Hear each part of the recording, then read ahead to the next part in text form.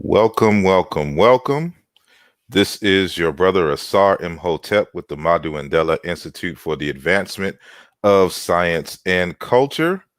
And we are here this Friday, June the 5th, 2020, in the middle of a pandemic and all other kinds of craziness here in the United States.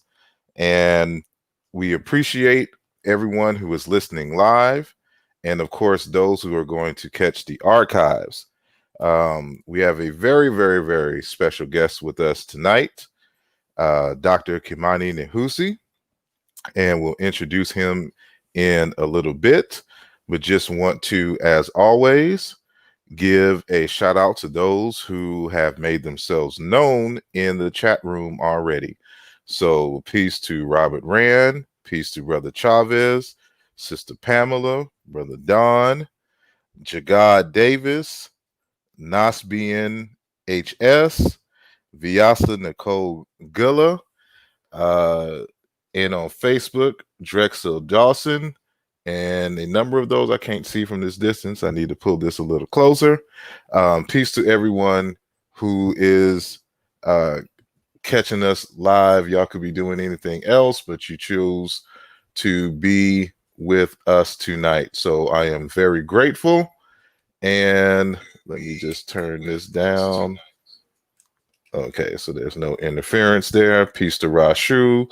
Peace to Brother Ivan. Everything is everything. Sarah Jehuti, number 2. Brother Tristan Samuels is also in the building. I'll be giving more shout outs to everyone. Sister Mika, peace. And let me know, Sister Mika, if you are still having trouble commenting and coming on the YouTube platform, so I can try to investigate that tonight.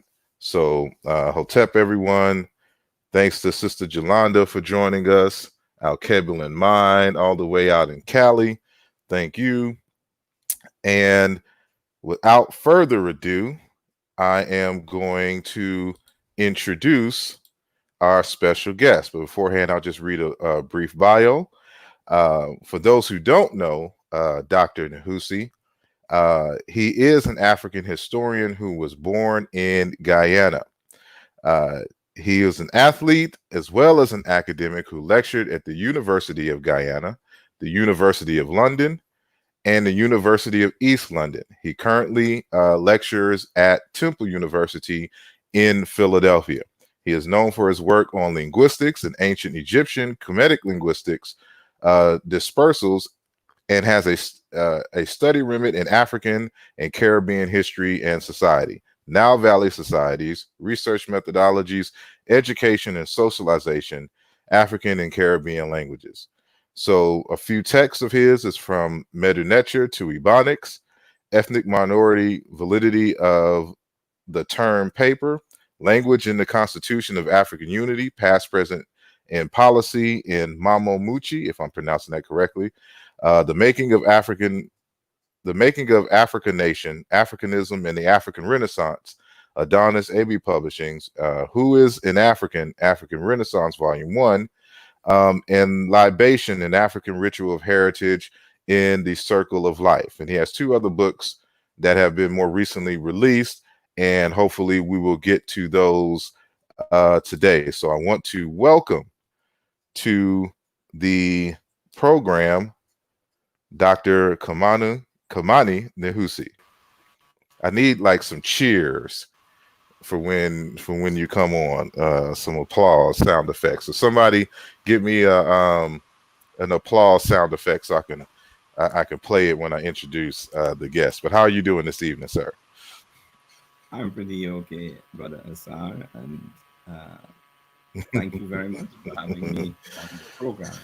Yeah, I think it's very important that those of us who work in different areas to advance the cause of our people be in as much dialogue with the populace, the majority of our people as is possible. So, we could have back and forth. We could tell them, report if you wish, what we are doing and attempting to do, and receive opinions and information in general from our people. Indeed, indeed. And that's essentially what this platform is about. I like to introduce, to the general public, scholars and interesting people who I believe is doing good and great work, and who I think whose work will enrich their lives in various and numerous ways. And you have a body of work that does just that. And so I appreciate you, taking this time, especially this late in the evening, to have a conversation, with me and my audience. So, as I stated in the introduction, you were born in Guyana, and you taught in Guyana and also taught in London. And so now you're teaching here in the United States in Philadelphia at Temple University. So you've been here for a number of years, but I assume that this is, really your first time here at a national series of rebellions and riots due to police brutality. We seem to have them every so many years. So I would first like to kind of start in the present and get your opinion, your intake on, the climate now, and what's your perspective of what's going on, and things of that nature. So go ahead. Yeah, I think this is an extremely interesting time in the history of the United States. Part of our description and analysis of this moment in the history of this country will have to be, we've seen this movie before, or we've seen certain aspects of this movie before. And we mustn't forget that, because the reason why people are protesting is because of the original sin of enslavement and other forms of crimes against humanity in the soul of this nation, which has been at the foundation of this nation from its very inception. Hmm. And in practice, what this has meant is that African people have always been treated in the most inhumane ways by white people in the life of this country. And we're not only speaking about enslavement here, and we generally tend to know some of the things about enslavement. There are aspects of enslavement that our people generally don't know, like the mental form of enslavement, like the cultural genocide, and so on. But we should be interested also in ways in which white people have continued their oppression and exploitation of African Americans, and after the legal termination of physical enslavement, which happened in 1863, I think, in this country. And many of us mistake, perhaps optimistically, but it is an error to believe that that was emancipation. Hmm. If African people were free or emancipated, what's happening on the streets of America today would have been impossible. So that's one of the things I think we need to be very clear about. And the fact that white supremacy has persisted so greatly and so long a time speaks to the institutionalization of white supremacy. Hmm. Let's be very clear that the United States, like all Western societies, is institutionally racist. It Hmm. doesn't matter which institution you look at, it perpetuates, upholds, and perpetuates white racism. We could talk about the press, we could talk about the system of miseducation that masquerades as a system of education. You could talk about the church, law, whatever we talk about in this country. Its institutions are racist. So our people have been enduring all of that. What's new about this moment is not the mere fact of protest Hmm. or the advantage that some people take of the protest to riot. And these are two different things. I think Hmm. what's new about this moment is the fact that there has been a growth of awareness and a commitment to change by many people, especially African Americans, but increasingly among white Americans, Caucasian Americans, and people of color as a generality. Maybe the spread of technology, especially as it expresses itself as social media, is a significant factor in this growing awareness. But I think that the current president has been a lightning rod for conducting dissent because he is such a bigot, such a racist, that Hmm. it's unmistakable. You can't miss it.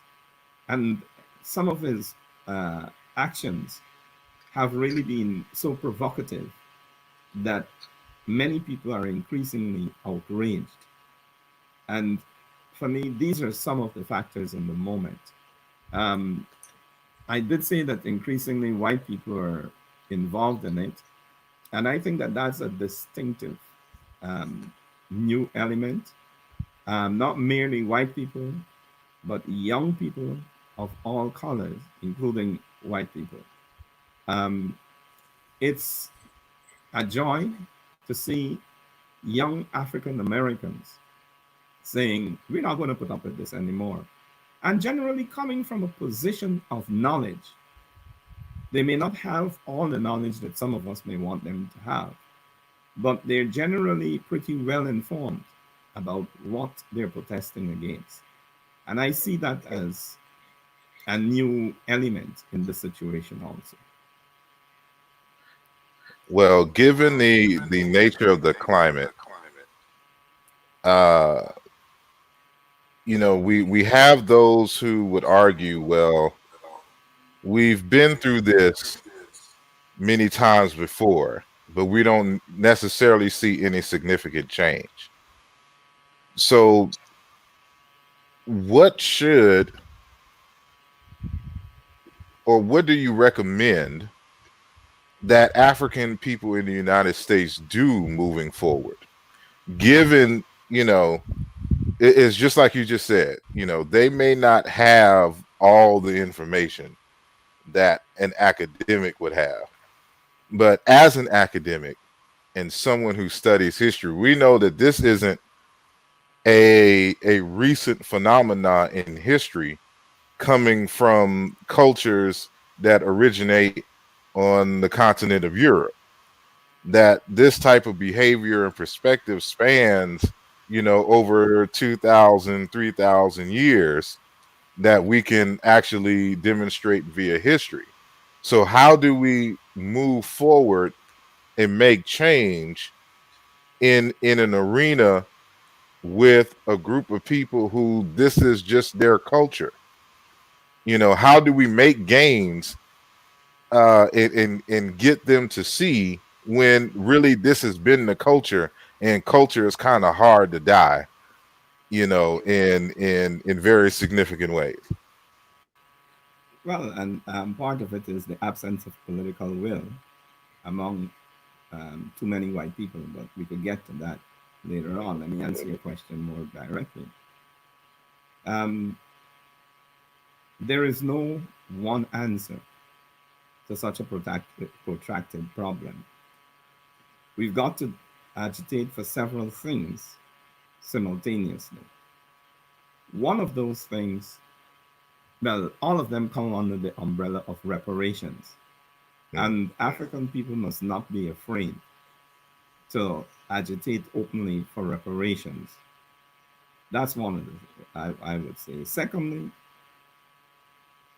African people must insist on being part of the identification of the problem and its description, being part of the search for solutions to the problem, being part of the implementation of the problem, of solutions, and being part of the monitoring of whatever measures are taken to try to alleviate or erase the problems that we face.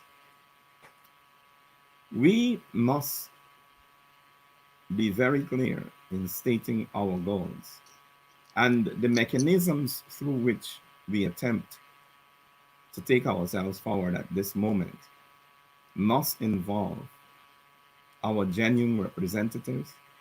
It must involve some kind of a national coming together of African people in America in the consciously acknowledged context of Pan-Africanism. What's happening in America to us is happening in any part, every other part of the world, to one degree or the other. And it's important that we understand that almost, well, all the other races almost practice discrimination against us. It's not something we could afford to hide. It doesn't mean that there may not be conscious elements among any one of those races who would be in solidarity with us. But it's very important that we understand that our allies, the people who stand in solidarity with us, are not our family. Some of us have made this error before, and we get into alliances with other groups. And when the solutions are shared out, it's those other groups that benefit, and we are left in our oppressed condition. This is one moment when we have to stand up and say, we are our own liberators. If you, whosoever that you is, anybody else, any other race, if you want to stand in solidarity with us, we welcome you. But we will only welcome you under certain conditions. And those conditions are governed by the fact that you are our ally. You're not us. You're not our masters. We're the ones who call the shots. We may accept advice from you, but that's it. We are going to be paddling our own canoes. Only a people could liberate themselves, and that goes for us. So that would be some of the ways forward for me. All right. So, switching gears a little bit, dealing with the whole pandemic thing, how has this affected you in terms of like your classes? You know, I don't know how, I assume that Temple is doing what most universities are doing and, doing remote classes. If that is the case, how has that shift been, uh, you know, doing the live classes versus, the virtual, so to speak? Well, the nature of the shift, the radical nature of the shift from live to remote, as well as the suddenness of that shift, imposed a lot of difficulty on some of my students. Hmm. And of course, that had a knock on effect on my ability to deliver the services that I'm called upon to deliver as a professor. Hmm. Um, I think that many students experienced difficulty because they had to relocate very suddenly. Hmm. Some of them had nowhere to go. I mean, that range of problems that you could expect there So, was what affected. sorry to interrupt you. Are Mm, you saying that like students who had dorms, had to leave their dorms? Oh, okay. yeah. And not only students who had dorms, students who, well, all kinds of students, because many people, the fact is, most people don't live at home. You know, they Yeah. travel from out of state to come to Temple and so on. Yeah. And what that meant is relocation at short notice. And we should pay attention to the conditions of that relocation also, because very often that meant being in a rather crowded situation where you were called upon to practice social distancing. And that was virtually impossible in some of those cases. So there are all kinds of, excuse me, of situations that develop in the affective domain, as they call it in education, in your social life that affected your ability to study. So Mm, I experienced some of that as a mm, professor. In terms of the technical um, ability to deliver classes remotely, it wasn't a very big challenge for me. mm, Um, of course, these different modalities hold different strengths and limitations and therefore varying possibilities. For me, it's always better or more likable, perhaps, to deliver face to face mm. conversations as classes rather than from a remote location. However, in a prevailing pandemic, I don't think we have the choice of face to face. So Mm. you know, I may do with the remote location. Given that everything was shut down uh, across the city of Philadelphia and across the nation, it and a lot of people were forced to work remotely. What have you? Well, I guess the first question is, did it give you some extra time? And if it did, how did you occupy your time in this COVID-19 uh, self quarantine, time period? Well, it didn't give me extra time. Uh, Even though I saw it coming and I explained to my students what I thought was going to happen, I was pretty certain what was going to happen. And uh-huh. this is significantly before the university took the decision to shut down. and I had prepared for it and so on. They didn't give me much extra time at all. Um, you know, you just don't jump up and start speaking as a lecturer. You do have to prepare your lectures. And when you move to a different medium, there is a period of adjustment in not only your own mind and in finding your feet on um, in technology that you may have been unfamiliar with or relatively so, but also you have to retailor the material you want to cover to suit the new platform, the new technology. And, you know, your question has caused me to reflect upon the situation and come up with this fact. I was lecturing and doing research and writing of a particular text or, in the first half of the semester. And once COVID hit, I haven't been able to do any of that kind of extra writing. You know, it's only now that the semester is over that I'm preparing to begin that research again.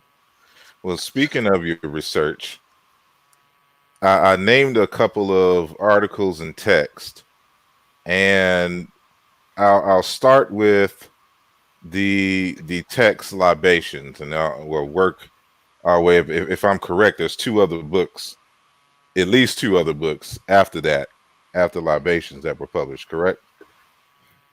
One, I think. I hope One. I'm Okay. right. I think it's one. I got the times mixed. So the well, we'll go with the libation. So libation, an African ritual of heritage in the circle of life. What is that book about, and what inspired you to write that text? Well, let me answer the second question first. What Okay. inspired me to answer to write the text? Let me make this declaration. I've never been an academic in the sense of being cut off in the ivory tower from my community. I've always seen what I do as in service to the community. For me, in our people's struggle, every vocation is an occasion for doing liberation. And therefore, in all my teachings, strangely less so at this moment for reasons that I could explain, I've always been very, very much in the community, very active in the community. And it was the same in London. I was a member of the African Liberation Support Campaign. I was a member of the a coordinating body. We did a lot of work in uh, introducing and institutionalizing Kwanzaa. We had a tremendous debate about the meaning of ourselves and of our liberation. And when, at a certain point in time, cultural nationalist was not a very complimentary term, some of us decided that that's what we needed to do to retake our culture and to live our culture all the time. And it's out of that desire to do that that I had written a book on African names before I got to London.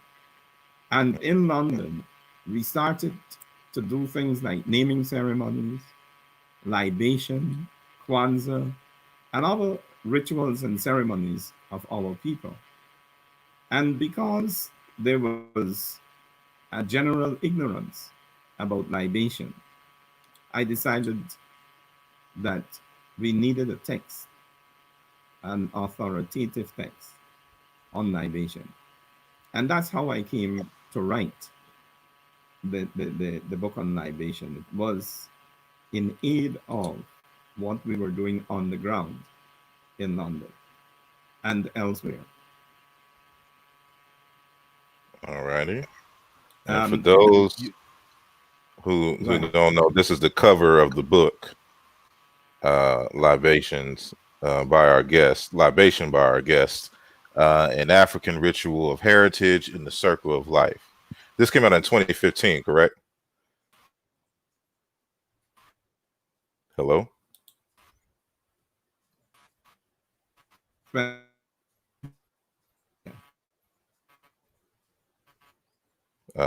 You seem to be breaking up. Hold on. Could you say something? Yeah. Okay. There you go. Yeah, you were whatever you just said, it didn't come through. So if you could repeat yourself, please.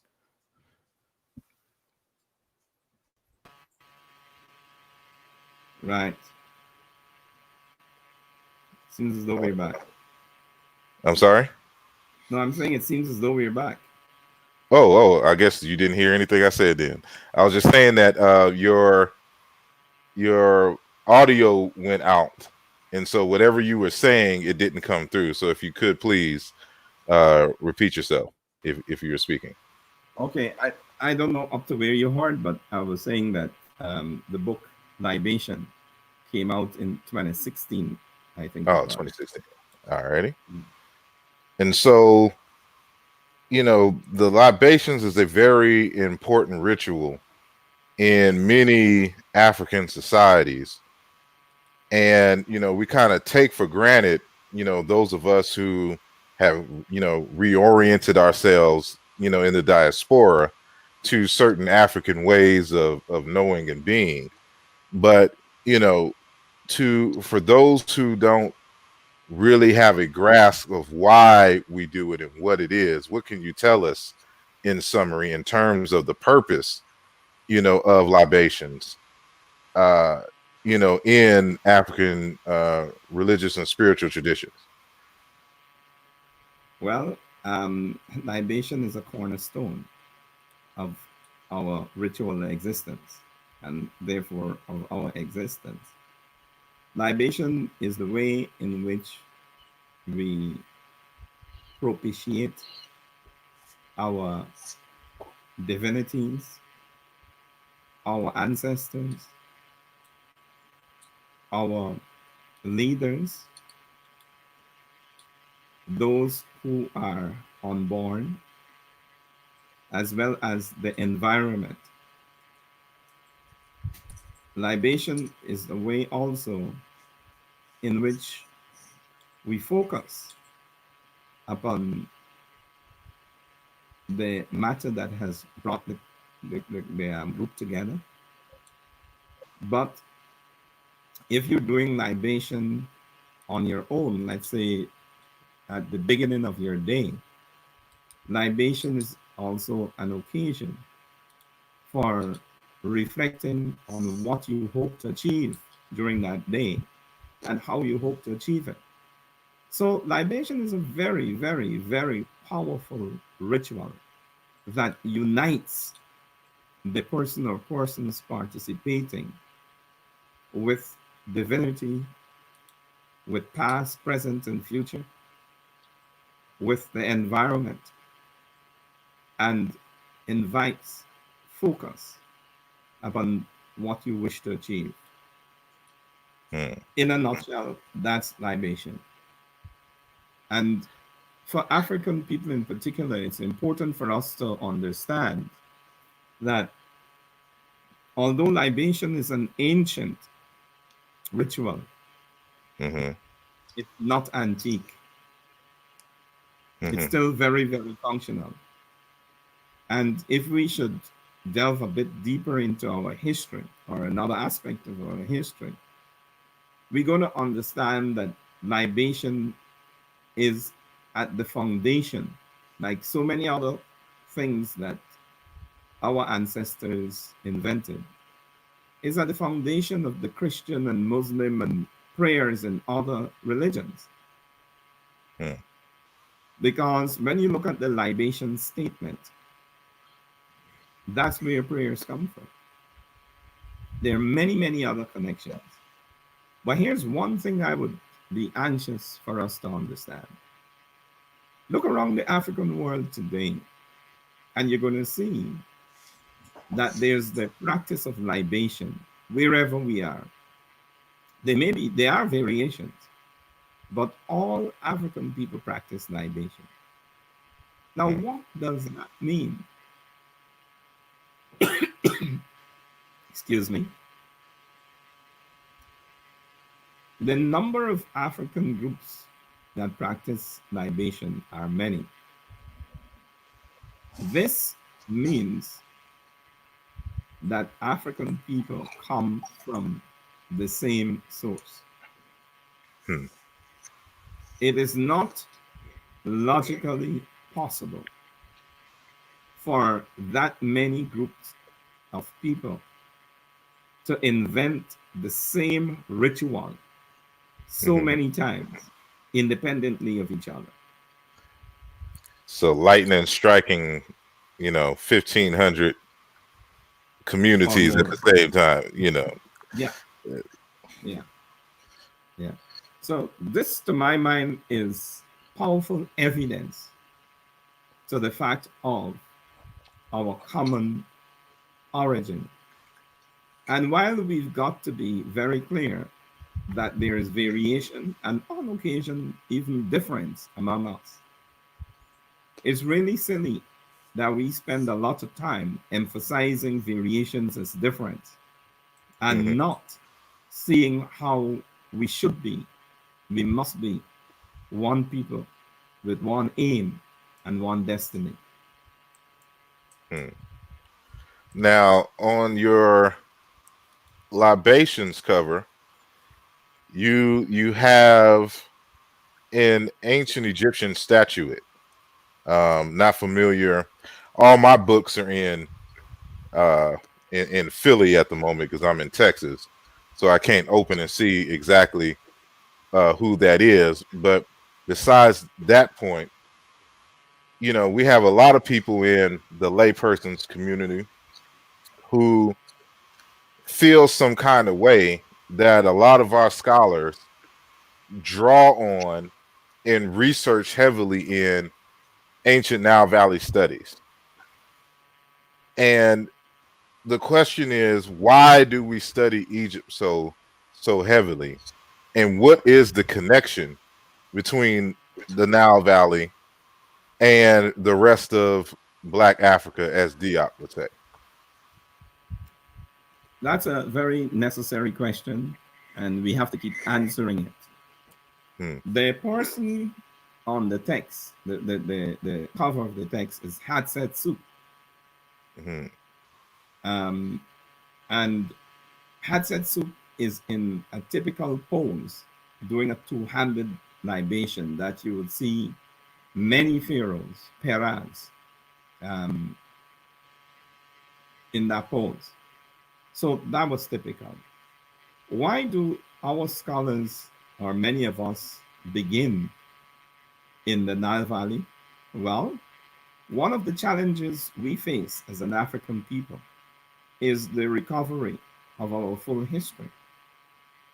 Too many of us, without a shadow of any thought, begin our history in the United States with enslavement. And as John Henry Clark said, once you begin your history with enslavement, anything else is going to look like progress. And it's important for us to understand that we cannot have an accurate and otherwise proper understanding of ourselves unless we locate ourselves in our entire history.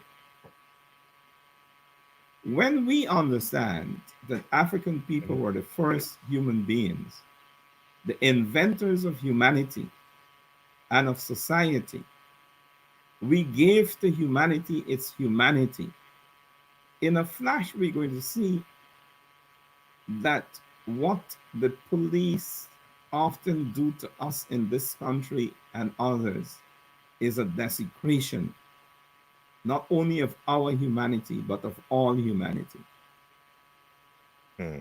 And the profundity of our connections to ourselves, our entire selves, is something that we have to keep fighting for.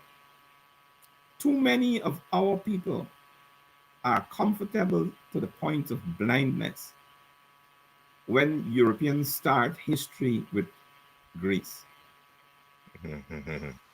We don't object to that. Yet the Greeks and many other Europeans borrowed extensively from us. They went to school, to university in ancient Egypt. And I think it's a sign of our self ignorance that we do not understand that when Europeans begin history with the Greeks, they're in effect saying that they were the first people, and that in any event, they are cutting off a very, very long and fundamental aspect of the world's history, which is substantially the history of Africa. Here's another point. Modern Europeans have far less to do with ancient Greece as Africans alive today have to do with Kemet. If we know ourselves well enough, we're going to see how what our ancestors practiced in Kemet, ancient Egypt, is alive in our lives today from the way we talk, every single thing we do.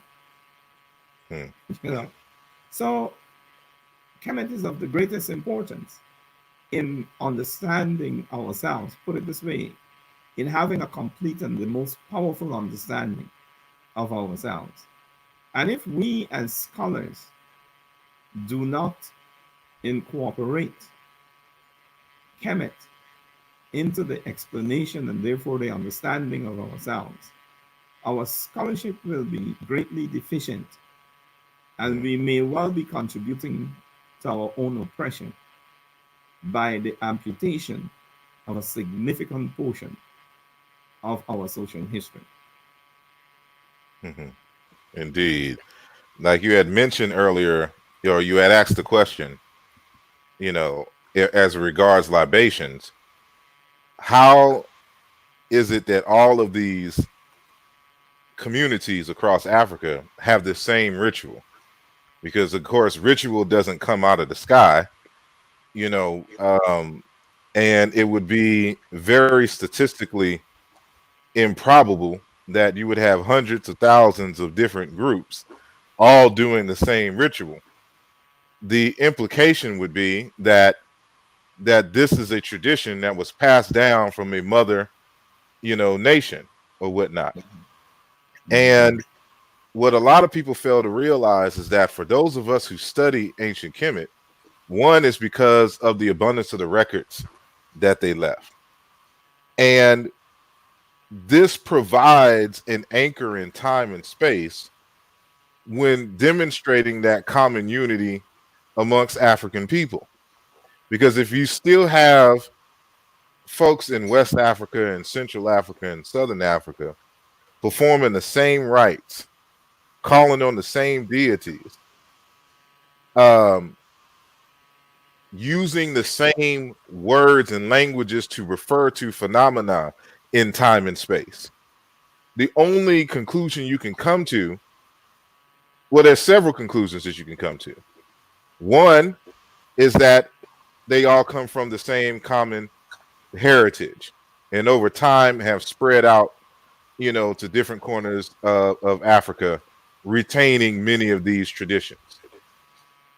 Two is that either a significant amount of Africans from West and Central Africa migrated into Egypt and contributed their cultural artifacts and things into the Nile Valley, or the people from the Nile Valley moved, into other parts of Africa, or there was trade and things. And I think in many respects, all of these are true Exactly. simultaneously at the same time. But Hmm. it's what I find is people like to dumb down the history and make it seem really simple when it is very complex. Exactly. And these are the things that we try to get to the bottom of as historians. And so we always have to anchor ourselves in a particular time so you have a basis, so we know, okay, what is authentically quote unquote African, and what in recent years was brought in as a result of colonialism or trade outside, et cetera, et cetera. And Yeah. you seem to speak on that, especially in your research in language. Between, for example, using Ebonics and Caribbean type Creoles to better understand the Meta Neter, for example, or the sS-md Neter, which is the writing script of the ancient Egyptians. So shifting a little in that direction, how is that research? What have you learned as a result? Someone being from the Caribbean and north, uh south of another part of South America, this whole thing, and where a lot of our African people were brought as a result of the transatlantic slave Holocaust, and retaining those African ways of speech. How has that helped in understanding the sS-md Neter and Egyptian language unto itself? Well, you know, I would begin with a proclamation that might be strange to people. Hmm. I would tell all our listeners that they must go and take classes in ancient Egyptian. Hmm. And the reason why I say that is something I often tell people. I knew I had to do it because Dr. Ben and other people were saying, this is what you must do. Hmm. And in my second or third class in ancient Egyptian, something happened. I saw this guy writing this stuff on the board. And when he started to explain it, I said, well, this is what I grew up with.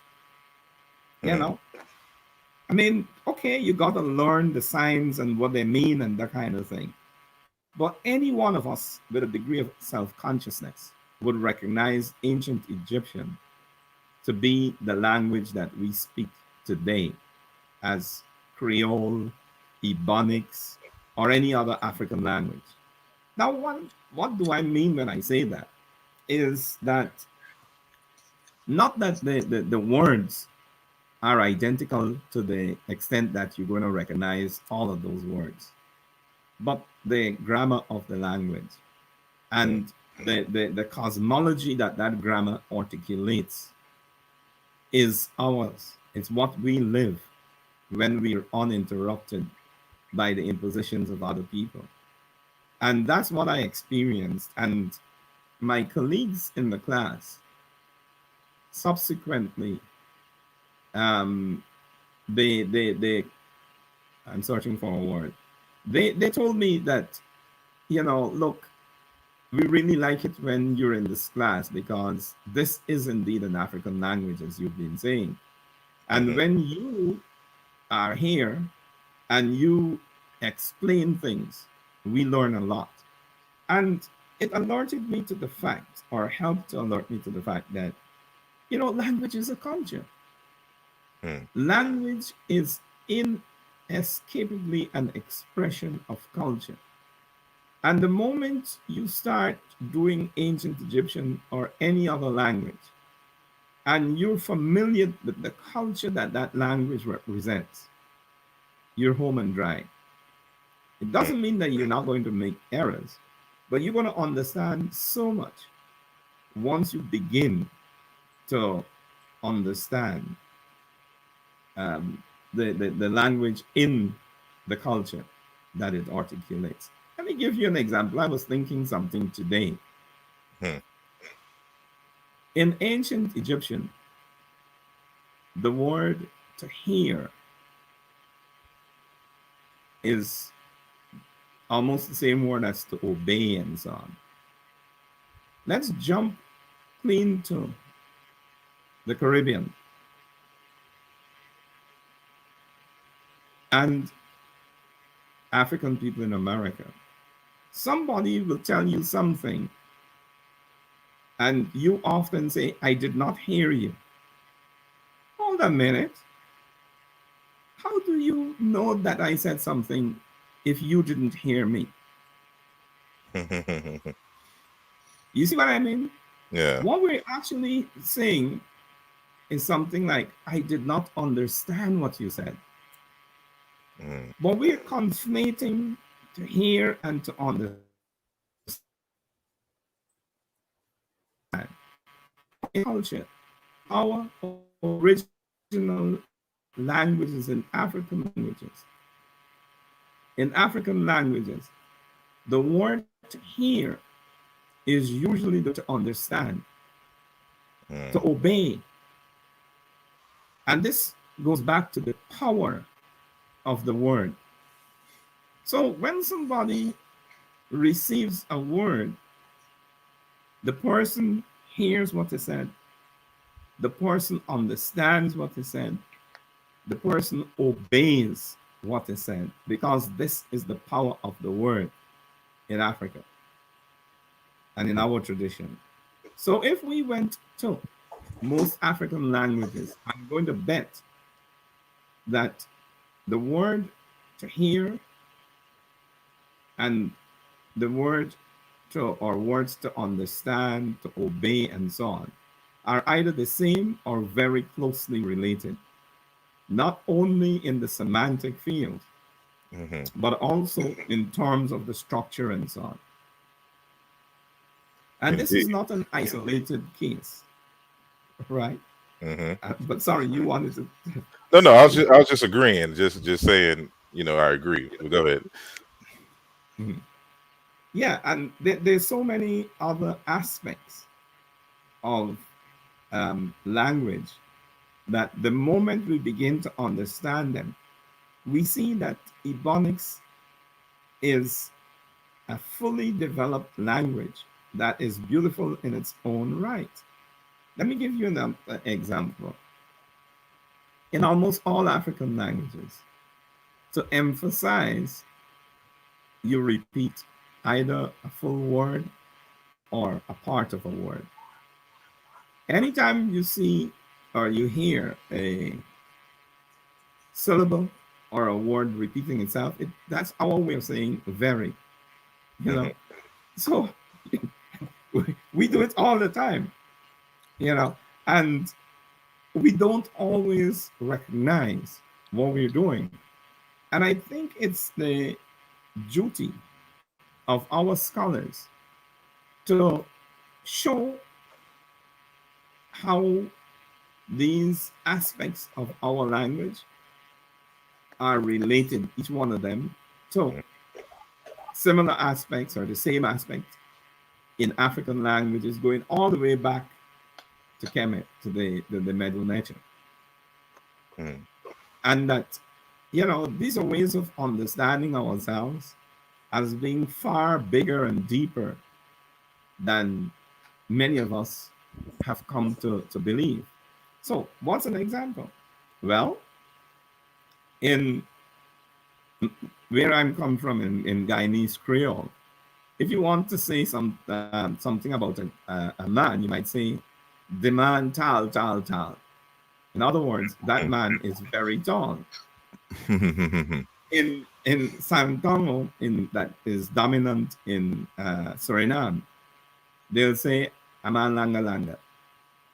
Okay, and the amount of repetitions increases the degree, that of tallness in this case.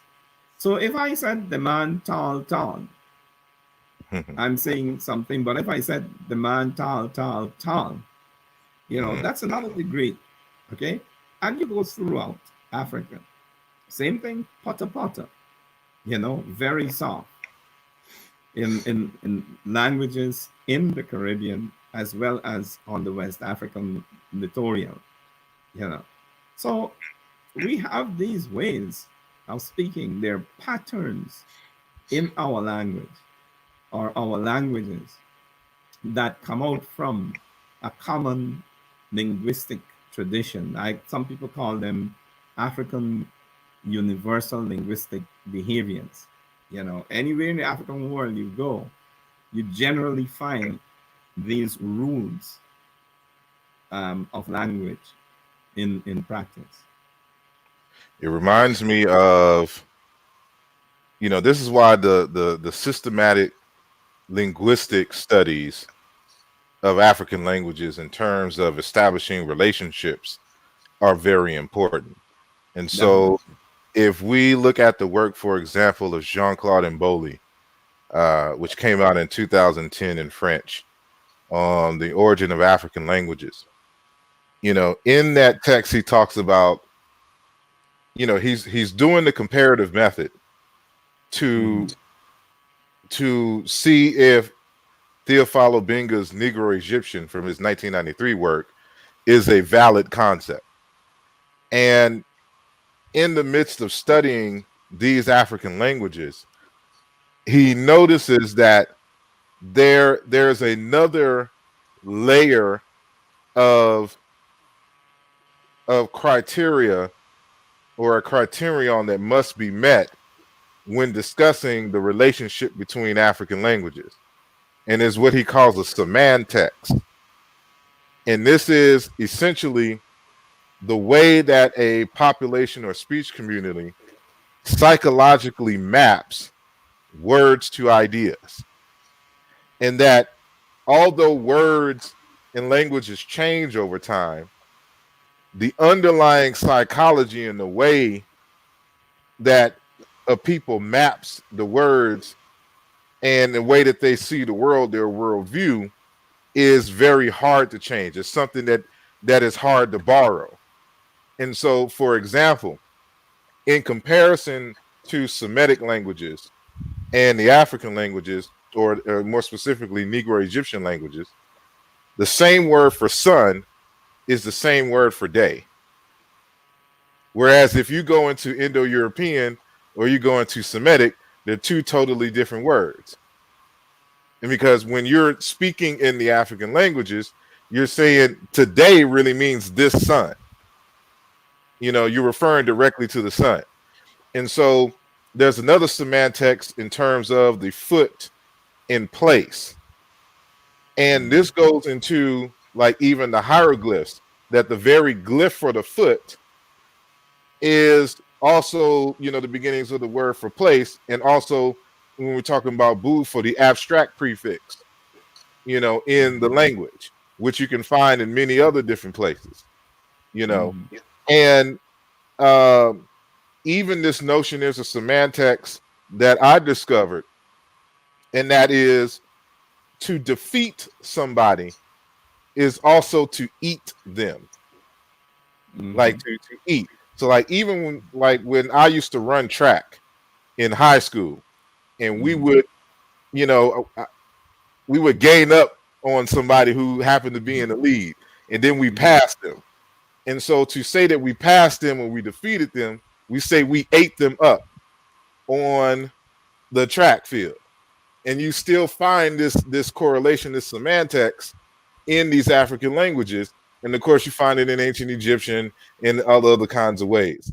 And so, it's these deep underlying cultural things that you mentioned in terms of the semantics. And when you say tall, you see those repeated, like when they want to say very, very dark, in the ancient Egyptian language, talking about an extreme, saying darkness. This triple and double partial reduplications and things. And so, that's something that, a lot of people don't understand, why it's important for ancient Egyptian and these studies or these other cultures to be compared and studied simultaneously. I Um, want to do two things. go ahead. I want to follow you up with the example you gave about eating. All right. In you could go to my village and you could say identical thing, and everybody would understand you instantly. You know, Yeah. we eat them on the track means that you really defeated them. You know, Mhm. or you would hear people say, "Oh, don't worry with so and so. I'll eat him for tea, breakfast, and dinner." In other words, I'll eat him at every meal.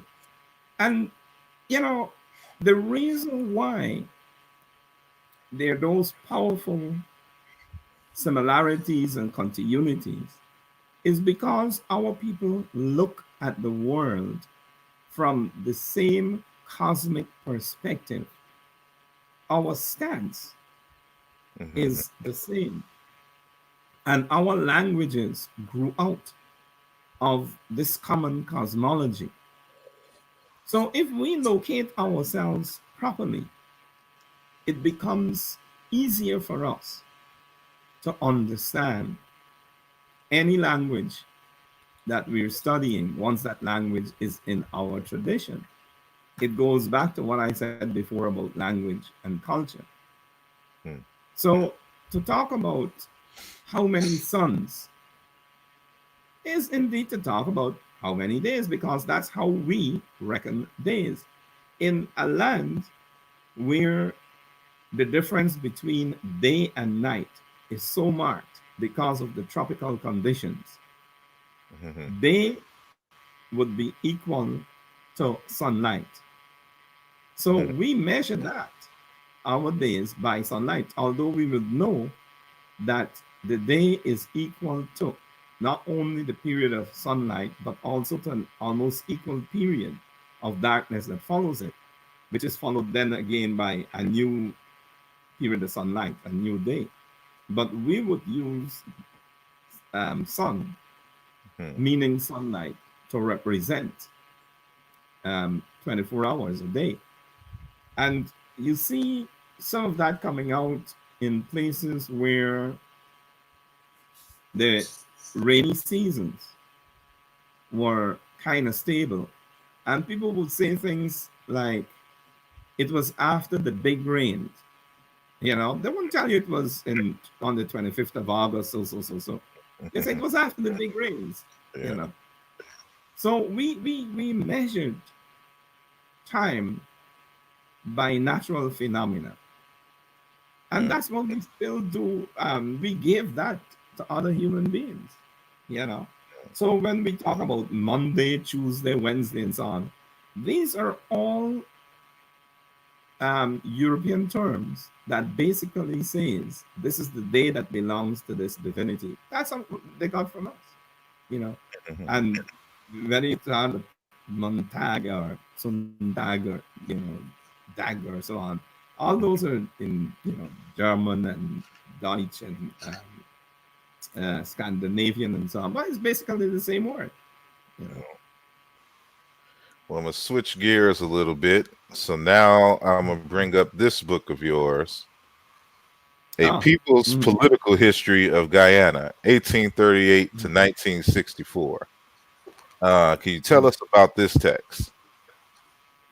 Yeah, that's a pretty exhaustive attempt to account for the development of political consciousness in Guyana, as well as the organization of that consciousness. And in order to talk about why people became conscious in the ways in which they became, several factors are considered, or the interaction of those factors: colonialism, race, culture, color, the economy, and well as, excuse me, individuals. So it's a rather complex text that looks at how Guyanese people moved from the time of enslavement to the approach to flag and anthem independence. And it examines most of the political organizations that were formed in that 100 and odd years. And how, who led them, background of those people, and that kind of thing. So it's an account of the movement towards independence. So what were some of the hurdles that the Guyanese people had to face? We can imagine that is, kind of the same everywhere. But what was unique to Guyana in their struggle for independence? And what were some of the oppositional forces that, deterred them from realizing their goals at times? Well, the hurdle was, in many instances, those oppositional forces.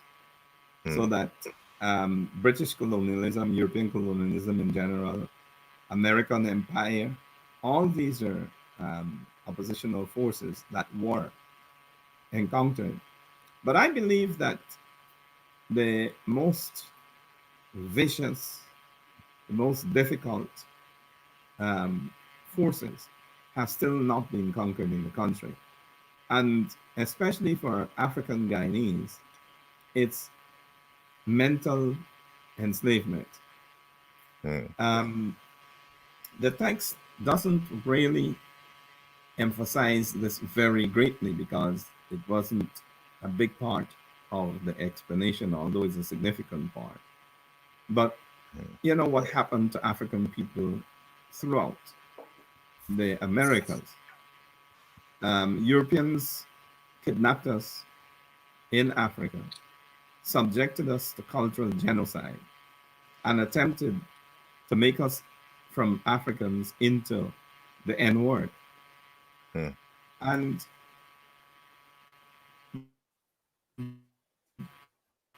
they succeeded to varying extent. And the struggle we have is mirrored in the struggle we have wherever we are. How do we re-Africanize ourselves? How do we get back our identity, our history, our culture? And this is reflected in Guyana, where the main rivals of the African people in Guyana are Indian people from the India, Pakistan, and Bangladesh originally. And those people have a greater sense of identity than African people do. And for all kinds of reasons, African people's attempt to retake African identity has proven difficult, almost impossible, on a mass level in Guyana.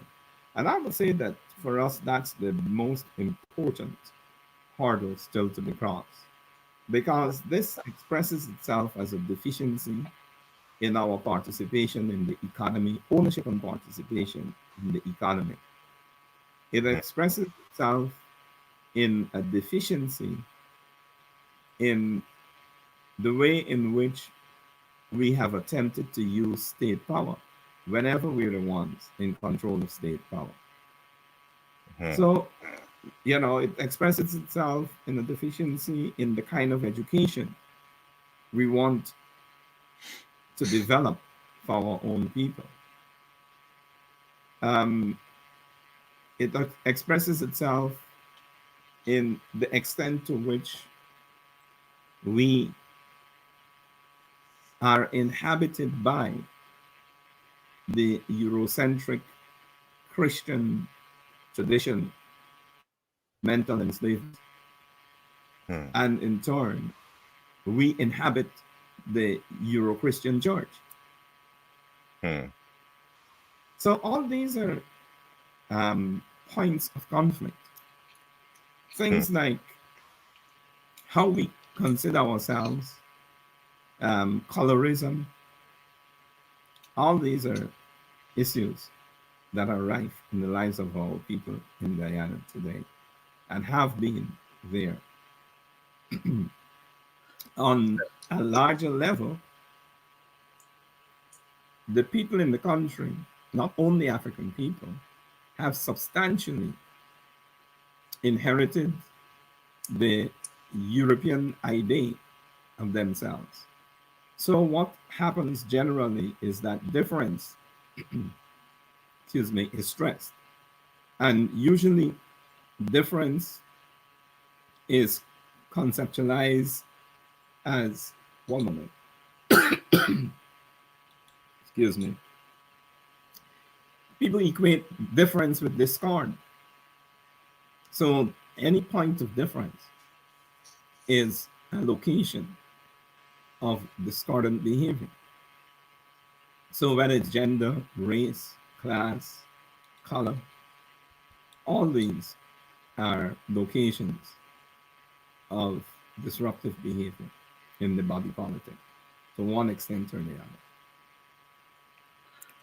Now, given what you just said, in many discussions concerning the liberation and the unification of African people, and in part of that process, the reorientation of the consciousness of African people in terms of identifying with being African, there's this big elephant in the room. And that is, of course, we recognize on one hand that there are colonial forces that have come in and implanted, certain ideas and values that we must reject. But a lot of us don't want to reject the Christianity or the Islam that was, part of that colonial process. So with a lot of people now trying to argue that the original Hebrews were black and and Africans and the Arabs. So to what extent, if you would like to speak on this, to what extent can we expect true Pan-African unity with so many of our people still adhering to these colonial religious and value systems that are in themselves, I would argue at least, anti-African? So how can we get them to be Africans when the very spiritual system is itself anti-African? Well, um, that speaks to something we were discussing before, which is the necessity for our people to know who we are by retaking our entire history and re-Africanizing ourselves. A lot of our people are so imprisoned, mentally imprisoned by European or Arab ideology that we don't even recognize that we're mentally imprisoned. Hmm. So people defend Christianity and Islam, and we have a new group calling themselves African Hebrew Israelites. And we don't understand the severe limitations we place ourselves in when we adhere to those foreign and disruptive ideologies. Now, let's be clear that in each one of those religions, and for me, religion is different from spirituality.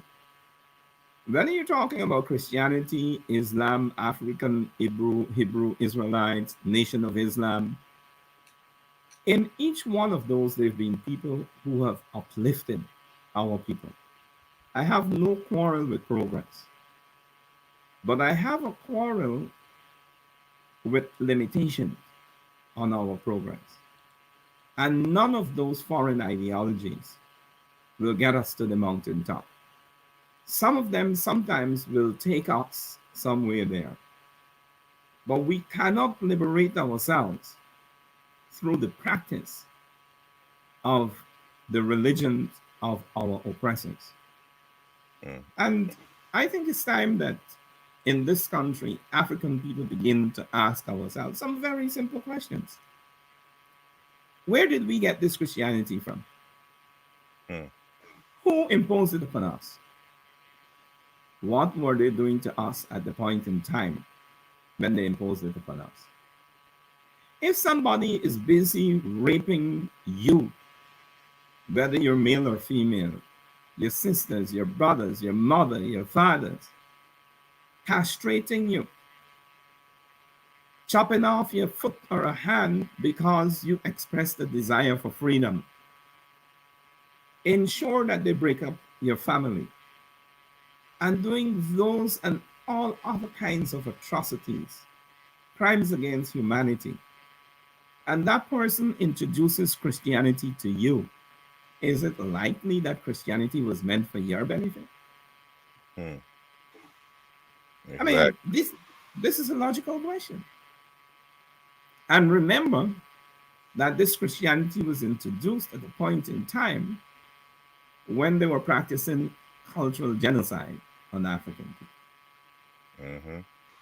But there's a whole heap of other questions, another category of questions that is important for us to ask about Christianity. Where did it come from? You know, Europeans try to say that they're superior and that their God is superior and that God gave them the Bible. All of those are lies. And the greater part of Christianity came out of Africa through Moses, who was either an African or part African, but most definitely went to school in Africa and learned our ancestors' mystery system. You notice that there are European Egyptologists today who say that, well, Moses was an African. Christianity is fundamentally from Africa. And we could spend a long time talking about that. You know, Anthony Browder has written a very important text called Nile Valley Contributions to Civilization, in which he shows that. How about George G.M. James, a man from Guyana, who in 1954 published a text called Stolen Legacy, showing much of the same thing? Sigmund Freud, Moses and Monotheism. He originally wrote Moses was an Egyptian, meaning an African. And the chief rabbi of London's you can't write the stuff. So he put it as a proposition. If Moses were an Egyptian, Jan Assmann has written a text called Moses the Egyptian. Yeah. And these guys tell you that Western philosophy is founded upon what our ancestors in Kemet gave to the world. I mentioned Greece, that the Europeans love to start with before in this conversation. And the Greeks gave Homer. If you read Homer consciously enough, check the vision of Africa in Homer, and it's going to tell you something. It's one of complete respect. Let me give you one example. Homer says that the Greek gods went on holiday for 12 days in each year, where to Ethiopia. For him, Africa was the same as Ethiopia. That's what the name they call Africa then. Now, if Africa is such a backward place, would your most important beings, your gods, go on holiday to that backward place every year? 12 days out of the year at that. Sorry? I said 12 days out of the year at that. Yes, for 12 days they would go on holiday. You know. Yeah. So, you know, people who hang on to these foreign and oppressive religions, they ought to, you know, understand the meaning of that particular fact as well as many others in the very books that some of them hold on to and praise. Yeah. Indeed. And I'm going to show this one last text. And so this is what always confused me. But this text, what did story say? And I know that you didn't write it, but you contributed to this text. And so can you tell us a little bit about this text? Yes, I contributed a foreword or something like that. Yeah. That text is written by a sister from a village, an African village to which I was banished in Guyana. And excuse me, it is distinguished, in my estimation, by the use of ebonics to talk stories about African people and to connect African people in different parts of the world. So it's a Pan-African text in that way, but it's also Pan-African in its cosmology, because what the story said is really something, a greeting that people in that village and in other parts of Guyana, African people, would often greet each other by. And what is happening is that you're invited to tell the person what's bothering you, what's on your mind, what's going on, what's up. It's the exact same translation. Not merely, I wish you a good morning and finish at that. No, it's saying, come talk to me. Tell me what's bothering you. Everything good? You know, that kind of question that we ask ourselves to know whether the person is okay, you know. And I think it's important for us to recognize African cosmology in action here. You know, the Europeans would make a wish and they're finished with you. I wish you a good morning, or I wish you a good day. And that's it. But the African tradition says, yo, man, tell me what's happening with you. You good? Anything bothering you? Two different approaches. It reminds me of, well, let me back up a little bit. So what you're essentially saying is that in our greetings and African greetings, there appears to be a care and concern about the well-being and health of the person. Yeah. And in my latest text, hold on one second.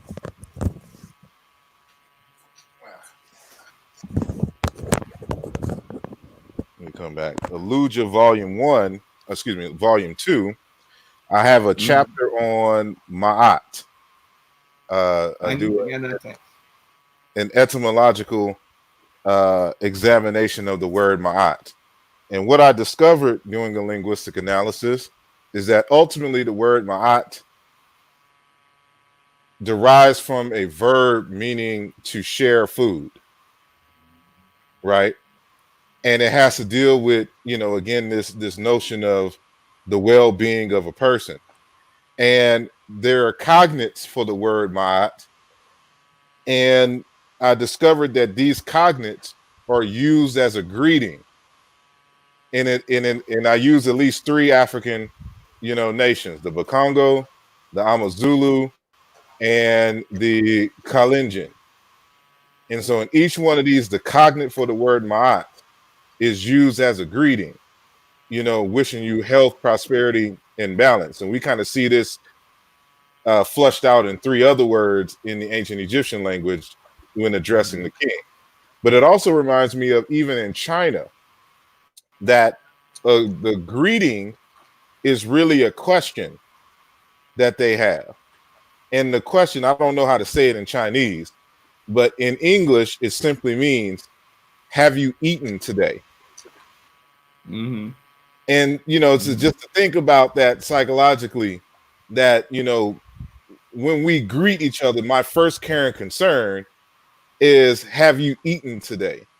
And I think that to be a very myotic thing, especially from a literal diachronic, sense in terms of the offering is open-hearted giving. That's how I define ma'at in the text, given its history or whatnot.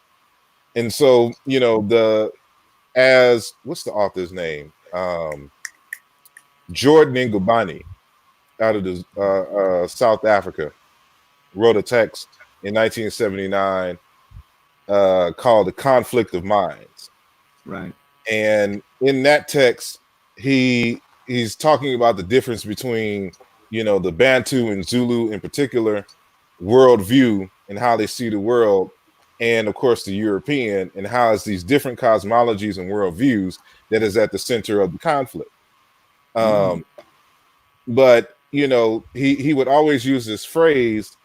He would always say that for the Buntu and Bantu speakers, there was a care and concern or a bias towards the person, towards the human being, whereas that bias doesn't exist among, at least evidenced by his interactions, with Europeans, among European speakers. And so it's that centeredness, going back to the semantics that we mentioned earlier, of why the word for person, like for brother and sister, is just a changing of a gender marker. But essentially both is just a human being. So you have a male human being versus a female human being. And that be the words, because they're the same.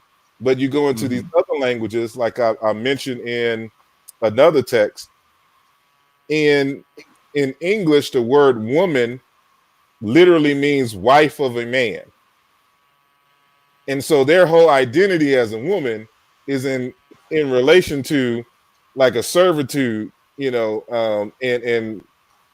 and possessiveness, saying towards a man, so to speak, but not as a human, a female human, and things of that nature. So, you what you just said kind of reminds me of all of that. Well, we could stretch that out, and I'm very conscious that this conversation embraces African cosmology and how that articulates itself in the things that we do and say and how we do and say them, in this case, in language.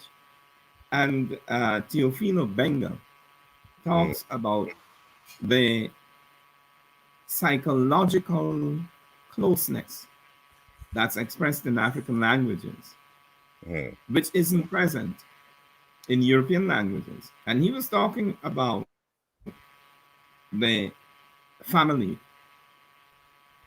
and how we express family relations. And in short, Europeans would talk about mother, brother, sister, father. And then you have cousins, you have step brother, and so on.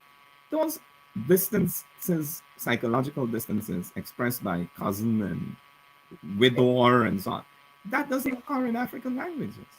In African languages, everybody who was born around the same time, who was initiated at the same time, were ritual brothers and sisters across family.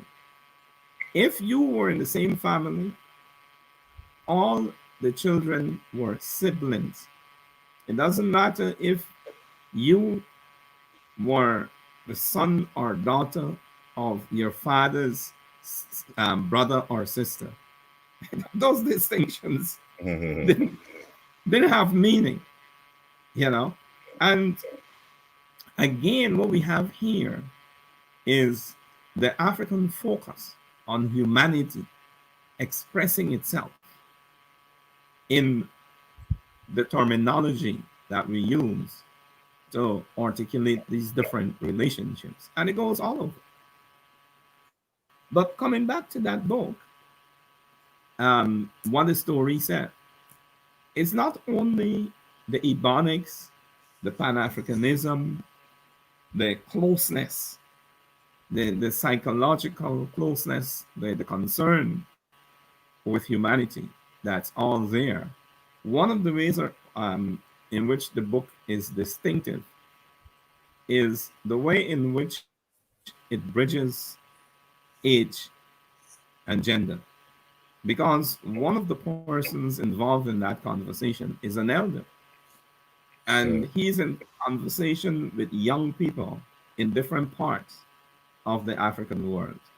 You know, somebody is in Antigua, another person is in New York, somebody's in either South Africa or one of those places. You know, very different parts of the African world. Indeed, indeed. I want to say, for those who are recently joining us, and those who have been with us, to please like this video and share this video, and keep the conversations going about much of what we said here today.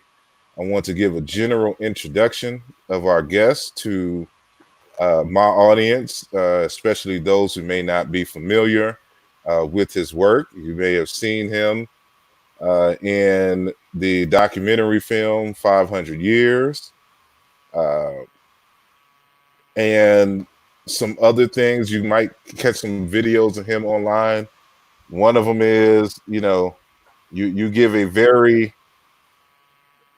oppositional view to the meaning of the word Kemet in this one clip. And as a person, like, I did a full analysis on the word Kemet in here, and I'm currently working on a journal article on that word as well, in agreement in what you said. But we have a very dynamic guest with us, Dr. Kimani Nehusi, originally out of Guyana, and who is visiting us here in the United States, teaching at Temple University in Philadelphia. And so I'm opening this portion of the show for questions. But before I go there, I just have a couple of announcements. So if it shows up on your screen here, on Tuesday at 1 p.m., we are going to have Dr. Sally Ann Ashton, who is an Egyptologist out of London.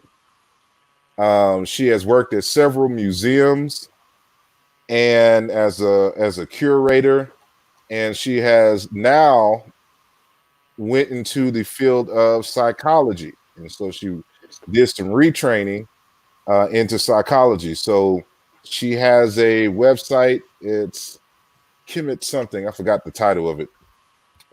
Where she is doing a lot of Afrocentric work and analysis when it comes to ancient Kemet. So we'll be talking about that on Tuesday, 1 p.m. Eastern time. So make sure that you come through and check that out. And then on Thursday, we have Dr. Alexis Tingan. I'm probably pronouncing that incorrectly. He is an anthropologist from the Dagara people out in Burkina Faso, but they're actually kind of like in Burkina Faso, Cote d'Ivoire, and in the northern part of Ghana. So kind of like where those three borders interact is where you find the bulk of the Dagara people. So we'll be getting into Dagara wisdom's tradition, spirituality, and its relationship to health in medicine in Dagara tradition. So you don't want to miss that. And actually, that one's going to be early because he is in Belgium. So there is a 6-hour difference from Belgium to the East Coast. And so it will be at 10 a.m. on Thursday, which is Thursday the 11th, I think, of next week. So you're going to have to catch us a little early on that day. And then we have 2 for 1 in that day. So later on that day at 5 p.m.,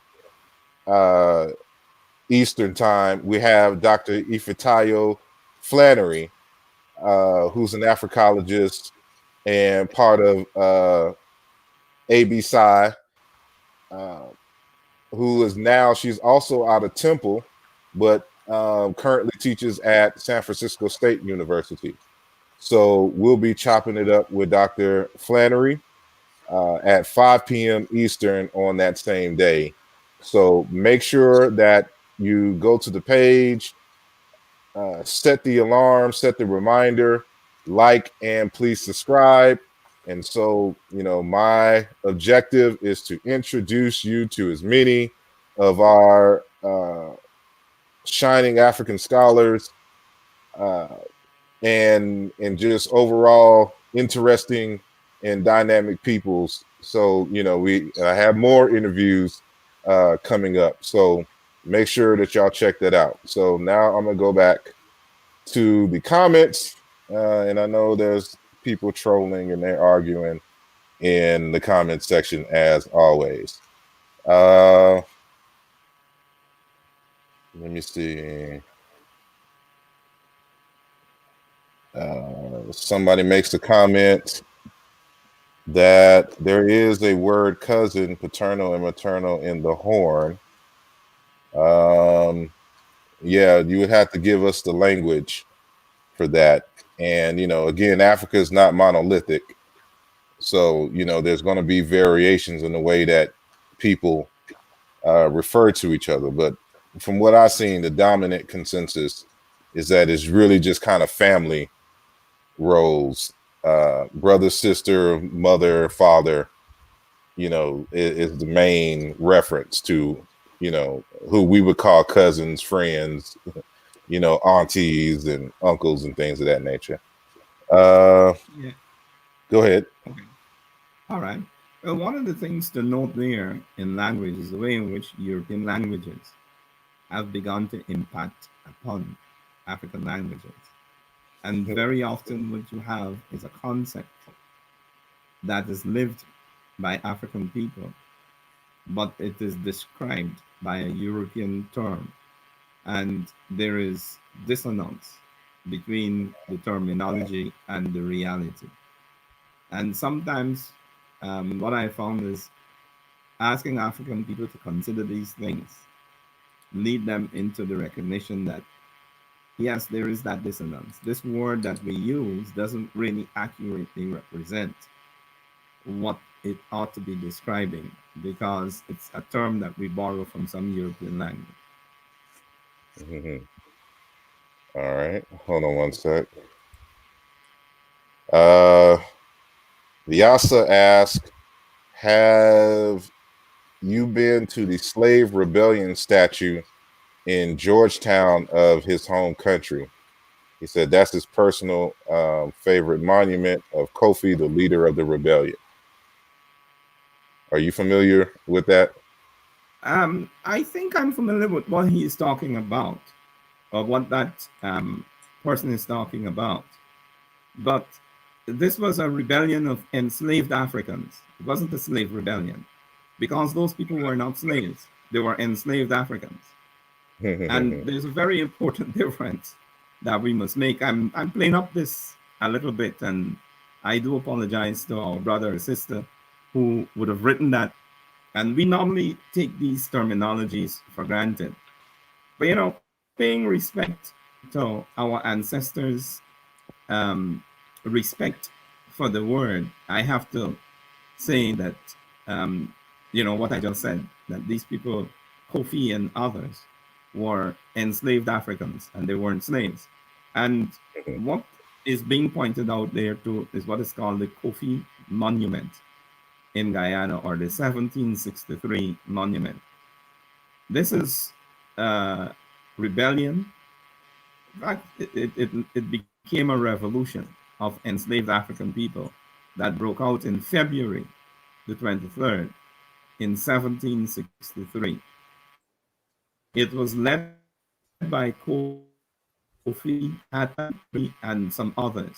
You know, we know the names of some of them. And it placed a revolutionary government in power for 11 months. And it took the combined efforts of the military of the British and the Dutch to militarily defeat that revolution. They were aided by divisions among the Africans. But in a nutshell, that's the background to that. The monument itself is a very, very striking one.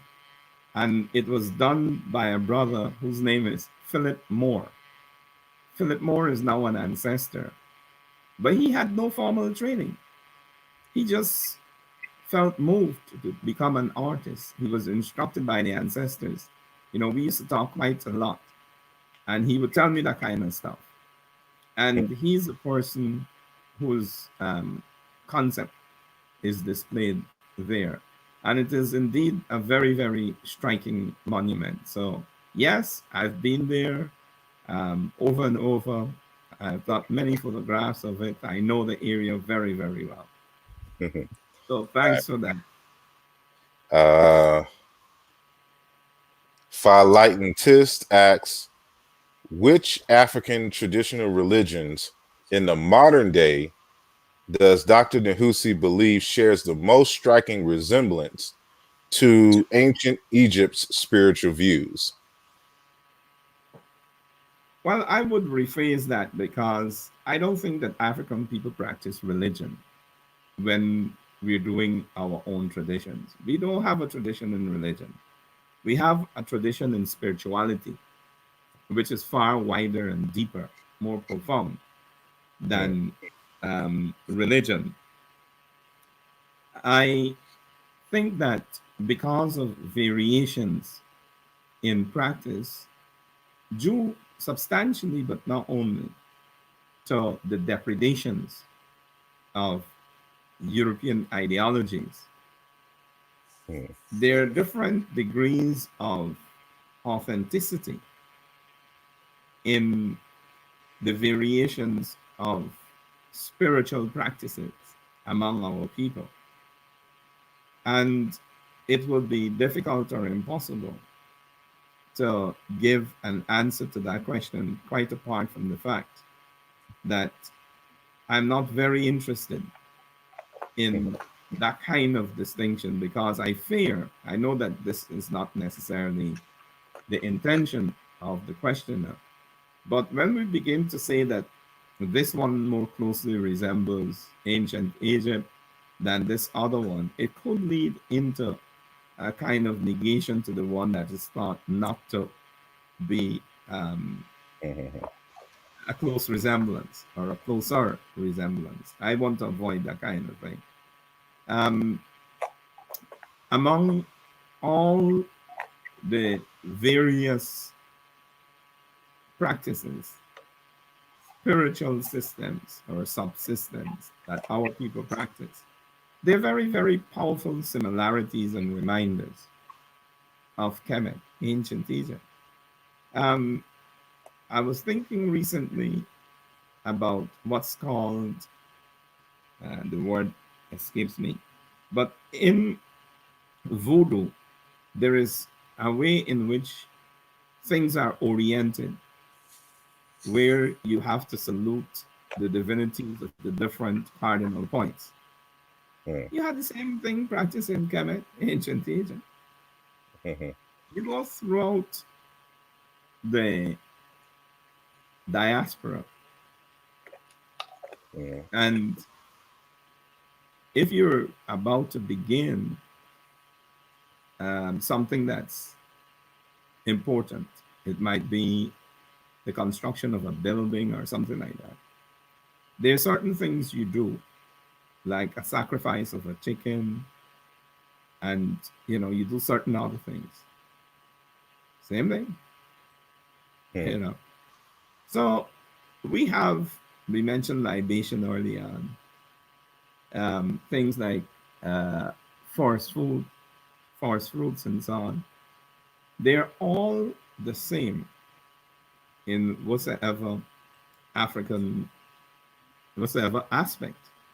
of African spirituality you practice. And you could find the same thing in Kemet very often. There may be variations, but when you consider it, it's the same principle that people are articulating.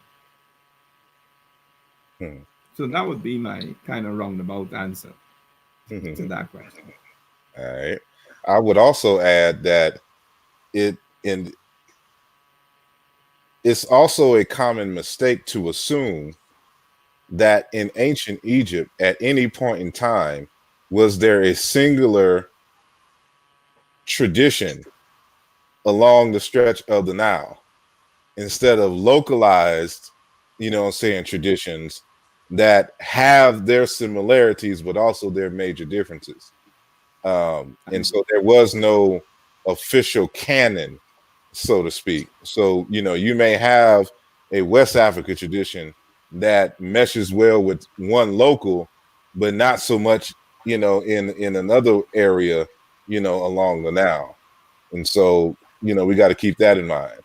Yeah, I'm very glad you mentioned that because it clarifies and emphasizes something about Kemet. And that's this. Kemet was the first confederation of states we know about in the world. The country we live in, United States, talks about it being um, a unity of 50 different states. That's a copy in many respects, but not in all, of ancient Egypt. And one of the things we notice about ancient Egypt is the way in which each state had its own identity, but yet contributed to something that's bigger and expressed itself as the nation.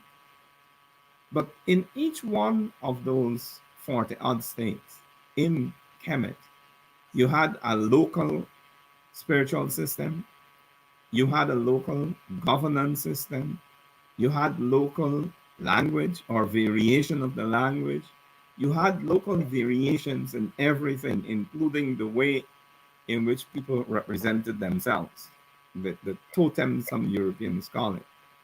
And this is supremely an expression of how African people recognized their differences or variations, lived those differences or variations, but yet lived a unity that was very, very powerful and productive in their own interests.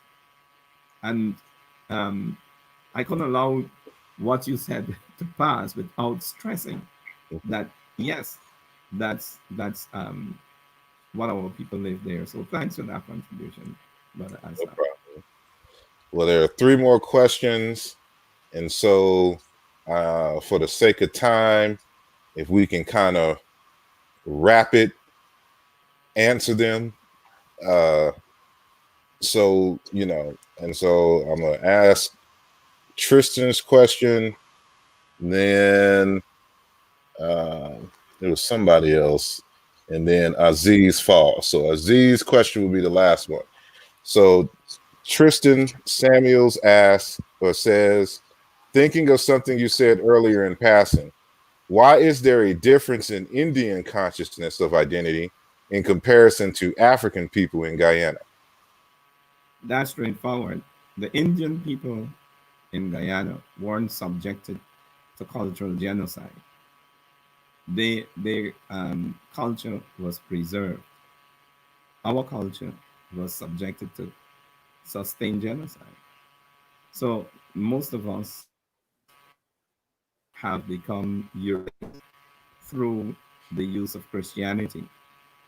Indian people had the capacity to resist that because they weren't complete. So the vast majority of Indian people retain their consciousness. Indeed, I appreciate it. Look, I'm going to ask it last. This is Omawali. And this is actually a show unto itself. But please explain how Judaism, then Christianity, and Islam evolved out of ancient Egyptian religious thought and spirituality. Well, look, Judaism is the parent of Christianity. And Judaism, like I said before, came about when Moses gave the African mystery system as practiced in Kemet to the Israelites who would become the Jews later on. Islam is slightly different because Islam took some of the books of Judaism, but it was supplemented by ideas of African people who lived in Mecca before the time of the Prophet Muhammad, peace be unto him. So, for example, the holiest object in Islam, what is it called? The Kaaba. What is it? It's a black stone. Ka and Ba. You don't need any more discussion than that. And, you know, there were things, that site was a sacred site before the Prophet Muhammad's time. You can't go deeply into that, but, you know, I would leave it there. Yeah, that's a very lengthy discussion. And thank you to Meditate2 for your contribution to the channel. As always, it is greatly appreciated. And the last question coming from Aziz Fall is, what are some of the standout aspects of libation that Dr. Nehusi has found? The book is on my list, by the way. Much appreciated. Well, thanks. I think that one of the things about libation is the way in which it is alive wherever African people are, although sometimes we don't even recognize it. Let me give you an example. Tupac and Nas. Tupac says, pour out a little liquor. That's libation. Pour out a little liquor. You know, just a moment of silence. That's libation.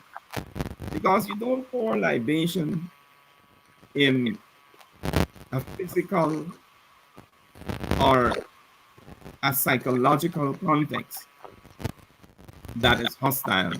You must have cleansing and you must have silence. So you pay respect to those people who are there physically as well as spiritually.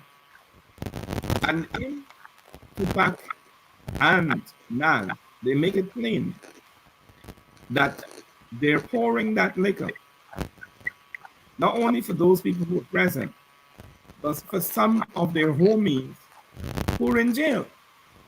They're alive, but they're not there. Some of them are physically dead, but they're there spiritually. All those people are meeting there spiritually. So to me, that would be some of the things that stand out. Another one that stands out for me is how ancient this ritual is. I mean, our people have been practicing it for thousands of years, and it's still recognizable as itself from then to now. Indeed, indeed. Well, I appreciate everyone for... One other thing there. Oh, okay, go ahead. How Pan-African that ritual is another thing that we shouldn't allow to escape us, because it unites African people who were here, African people who are here, and African people who are still to come into existence in the context of our environment and our entire history. It's a powerful Pan-African ritual. Indeed, it kind of reminds me of a semantics where in Egypt is kind of really the only place that I've seen this reversed, but generally the sky father and the mother earth and how the rain itself, besides being a cleansing agent, is fructive and fertilizing in a sense. And the ritual, kind of in many respects mirroring the phenomena of rain. And so it's the transfer of life and a life force, from one location to another. So the assumption, of course, is that the dead have went to the ground, but we're still, pouring life into you in the same way that the heavens pours life, into us and stuff on the earth. So it's, in many respects, it's connected to the cosmology, of the people.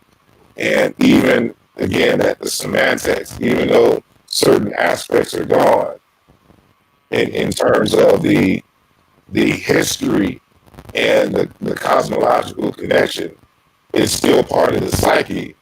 So that even if you change the language, that psychological, frame is still there, and we still do the same things, even in the diaspora without that. So, but yeah, so trying to keep it timely tonight. And I know it's late. It's about to be 11 o'clock where you're at.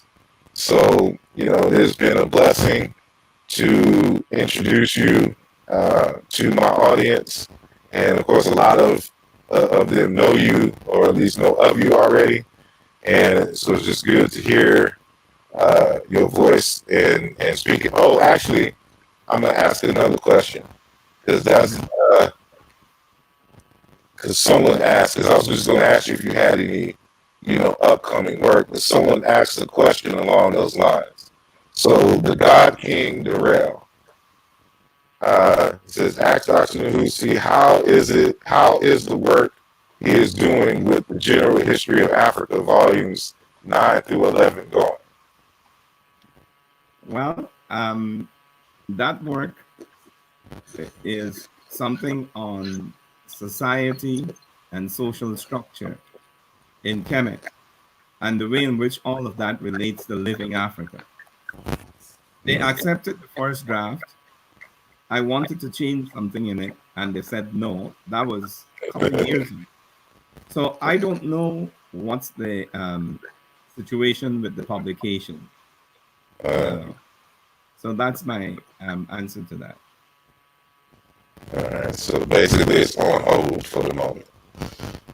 I suspect so.